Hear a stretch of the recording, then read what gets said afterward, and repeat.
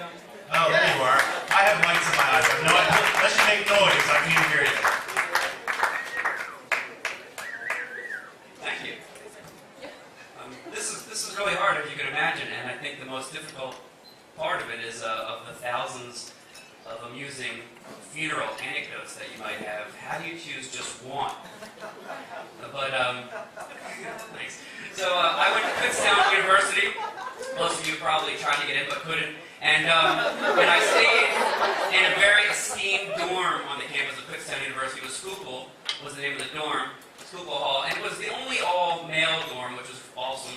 And it was also the one that had the view of the cemetery, which was totally awesome. And we did have a parking lot, and we used our cars sparingly because most of the week you walked back and forth to class, and then of course you could, during the weekend, walk back and forth to parties. So every once in a blue moon, you would perhaps have the urge to drive 30 minutes to Reading or Allentown to do something that was really exciting. So every once in a while, we would go to the closest arcade and play Mortal Kombat or Street Fighter. And one time, the car was parked at the end of the parking lot, facing the cemetery.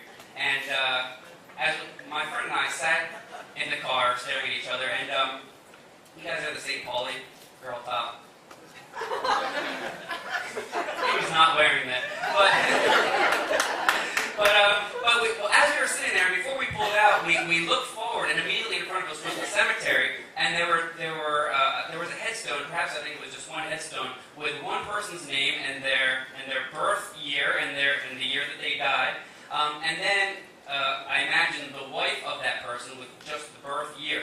And before we pulled away to go to the arcade, we had this very deep philosophical conversation about, like, man, it must be really weird for her to come if she visits her husband's grave, is to see her own tombstone and her own name there, and how macabre that must be. And of course, it gave me the opportunity to talk, because I was an art student at the time, about memento mori, which is a reminder of mortality, and how it must be really poignant for her to see her own name on the tombstone and really kind of seize the day and live for today. And then we did some math and we figured out how old she was, and we spent some time speculating like what she might be doing at that very moment, at that age. It might have been in her 80s or 90s.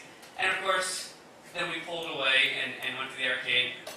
And then we parked the car in a very similar spot, or maybe even the same spot, for a number of days.